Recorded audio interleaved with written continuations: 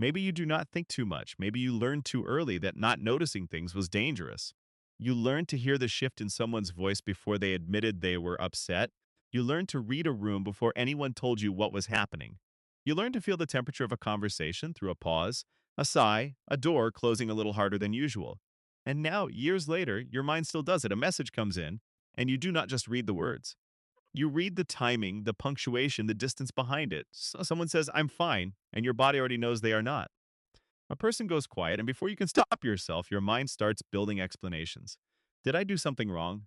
Are they pulling away? What changed? What did I miss? To other people, it may look like overthinking. To you, it feels more like trying to stay ahead of pain. That is the part most people do not understand.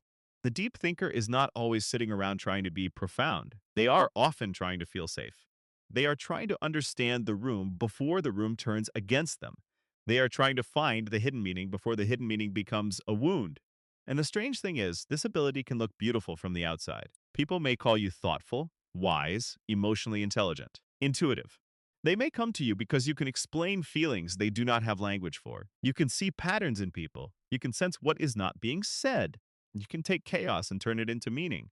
But inside, there is a quiet exhaustion that comes with always being the one who notices. You can be sitting at dinner, smiling, nodding, listening, while another part of your mind is tracking every small change in everyone's face. You can be in a conversation and already preparing for the emotional consequence of what might happen next. You can be loved and still feel like you have to study the love to make sure it is safe. That is not peace. That is vigilance dressed up as depth. And at some point, if you are not careful, your mind stops being a place where you think. It becomes the place where you hide. There was probably a time when life felt simpler than this. Maybe not perfect, but simpler.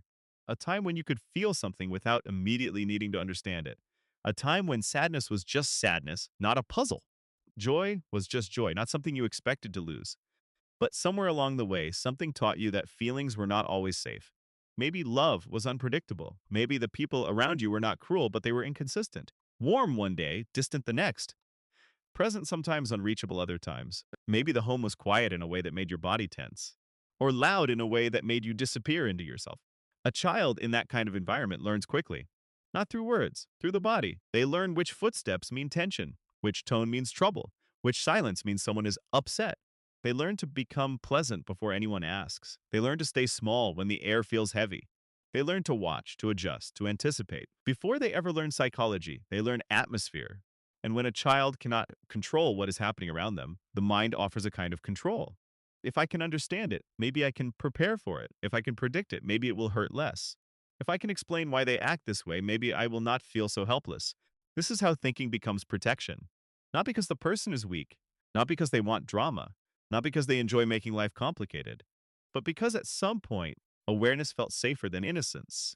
The problem is that the mind does not always know when the danger is past. So the child who learned to read the room becomes the adult who cannot stop reading every room. The child who had to predict moods becomes the adult who overanalyzes every shift in energy. The child who survived through observation becomes the adult who struggles to simply be present. And this is where deep thinking becomes confusing. Because some of it is a gift. It really is. Your depth may help you understand people with unusual tenderness. It may give you creativity, sensitivity, insight, and the ability to see beneath the surface of things. It may make you the person who notices when someone is quietly falling apart. It may make your art better, your love more thoughtful, your conversations more real. But a gift can still become heavy when you never get to put it down. There is a difference between insights and surveillance. Insight opens you, surveillance tightens you. Insight helps you meet life more honestly. Surveillance keeps asking where the next threat is hiding, and many deep thinkers live in that tension without realizing it. They think they are seeking truth when part of them is actually seeking control. They think they are trying to understand people when sometimes they are trying to make sure they will not be blindsided again. This is why rest can feel so difficult, because rest requires trust. To rest, you have to believe that you can stop scanning and still be okay. You have to believe that if you miss one detail, the world will not collapse. You have to believe that a pause is not always rejection, a mood is not always your responsibility, and a silence is not always a warning. But if your mind was trained in uncertainty, trust can feel irresponsible. So you keep thinking. You think before you speak. You think after you speak. You think about how the other person may have received what you said. You think about what they meant, what they avoided, what they might do next. Then you think about why you are thinking so much. It becomes a loop so familiar that it starts to feel like your personality. But not every pattern that feels like you is truly you. Some patterns are just old protection that stayed too long. This is especially painful in relationships because deep thinkers often want closeness more than they admit. They want something real, something honest, something that does not require performance. They want to sit with someone and feel safe enough not to calculate every word. But when someone gets close, the mind starts working. It studies the closeness. It looks for signs. It compares today's tone to yesterday's tone. It notices the delay in a reply. It wonders why the hug felt different. It hears a sentence and searches beneath it for another sentence. And the heart, which simply wanted to receive love, gets interrupted by the mind trying to verify it. This is how connection becomes something to decode. The deep thinker may crave intimacy, but their nervous system treats intimacy like a place where something could go wrong. So they do not just experience the person in front of them, they examine them. They prepare for the ending while the beginning is still unfolding. They may call it wisdom, they may call it discernment. Sometimes it is, but sometimes it is fear using intelligent language. That is a hard thing to admit because deep thinkers often take pride in being understanding. They can explain why someone hurt them. They can trace a person's coldness back to childhood. They can see the insecurity behind arrogance, the fear behind avoidance, the wound behind cruelty, and that kind of understanding can be compassionate. But it can also become a way to leave yourself behind. Because when someone hurts you and your first instinct is to explain them, you may forget to feel what happened to you. You tell yourself they did not mean it that way. You tell yourself they are just wounded. You tell yourself, I understand why they act like this, and all of that may be true. But understanding someone's wound does not erase the impact of their behavior. There is a difference between compassion and self abandonment. Compassion says, I can see why you became this way. Self abandonment says, because I understand you, I am no longer allowed to be hurt. That is where emotional intelligence becomes armor. It helps you stay calm. It helps you stay reasonable. It helps you explain pain instead of expressing it. But the pain does not disappear just because you gave it a theory. It waits. It shows up later as tension in the chest, as tiredness after conversations, as resentment you do not want to admit, as a strange emptiness after you have been the bigger person one too many times. A deep thinker can understand everyone in the room and still not know how to protect their own heart. And this is often the hidden loneliness of being so aware. You notice what people avoid. You hear what they soften. You feel what they do not say. You can sit across from someone and sense the sadness under their joke, the anger under their politeness, the distance behind their smile. But seeing more does not always make you feel closer. Sometimes it makes you feel farther away. Because while others are just having a conversation, you are carrying three versions of it. What was said, what was meant, what might be coming. And after a while, it becomes hard to relax around people who do not seem to notice what you notice. You may start to feel like you are living at a depth most people do not want to visit. So you learn to make yourself easier to be around. You shorten your thoughts. You laugh when the moment asks for laughter. You keep your deeper questions to yourself because you have seen what happens when you bring too much depth into a shallow room. People get uncomfortable. They change the subject. They call you intense. So you become quieter. Not because you have nothing to say, but because your inner world has been mishandled too many times. This is where the deep thinker can start to feel like a stranger in ordinary life. The world moves fast. It rewards quick opinions, fast replies, simple answers, easy confidence. It wants you to summarize yourself, brand yourself, explain yourself, move on. But depth does not move that way. Depth needs space. It needs silence. It needs time to feel what is true before speaking. It needs room for contradiction. It does not always know how to turn a private realization into a casual sentence. So the deep thinker often feels out of rhythm, not always sad, not always isolated, but slightly displaced. Like the world is speaking in headlines while their soul is speaking in paragraphs. And when you live like that long enough, you may start to wonder if something is wrong with you. Why can't I just let things go? Why do I care so much? Why does everything stay with me? Why can't I be lighter?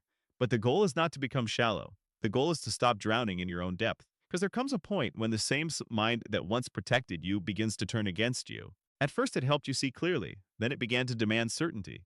It wanted every feeling explained, every relationship understood, every silence interpreted, every future predicted.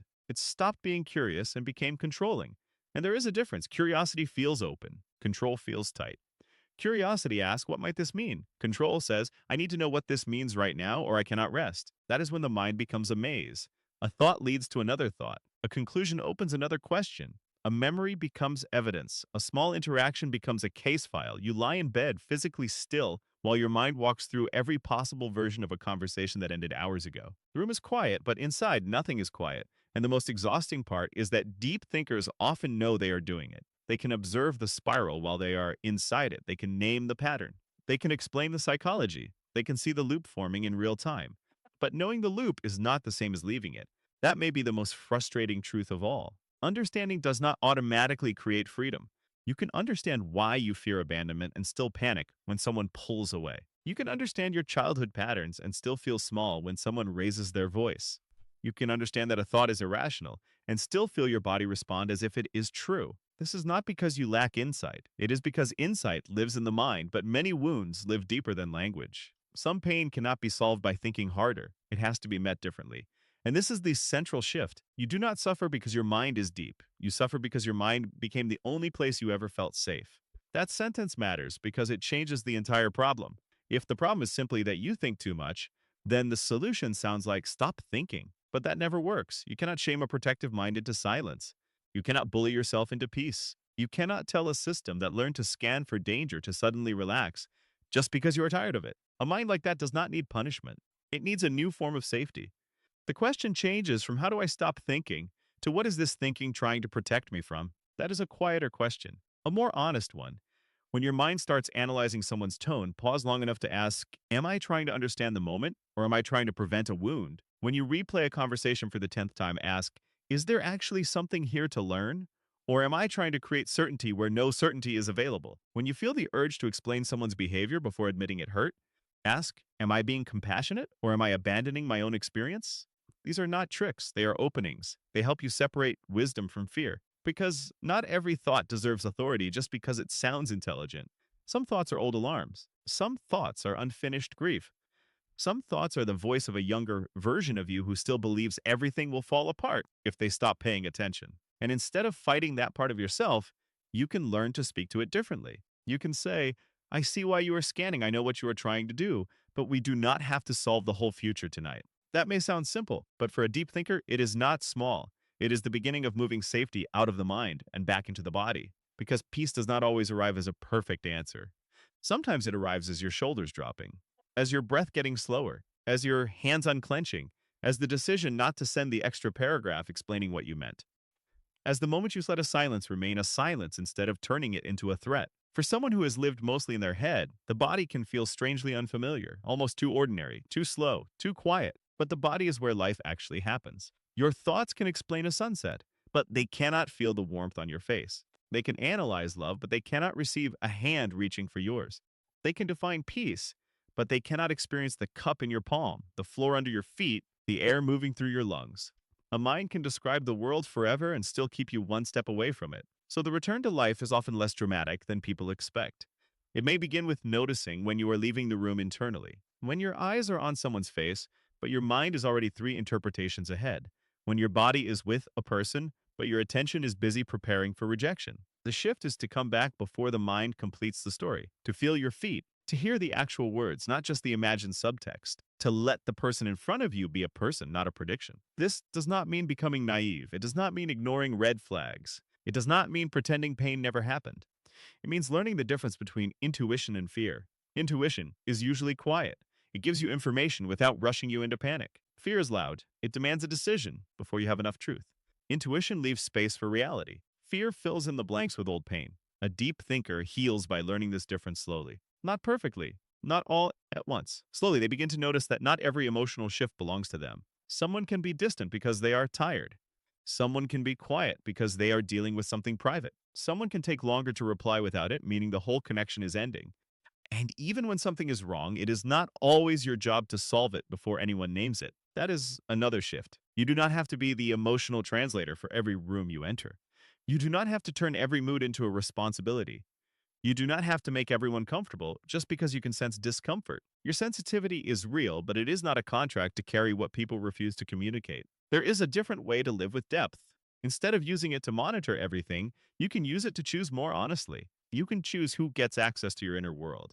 You can choose when a conversation deserves your full emotional labor and when it does not. You can choose not to explain yourself to someone who is committed to misunderstanding you.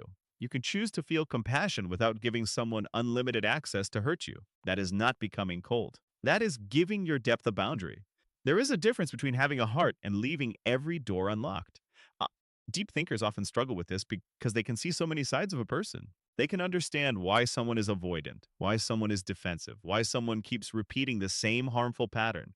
And because they understand it, they feel guilty stepping back. But understanding is not an obligation to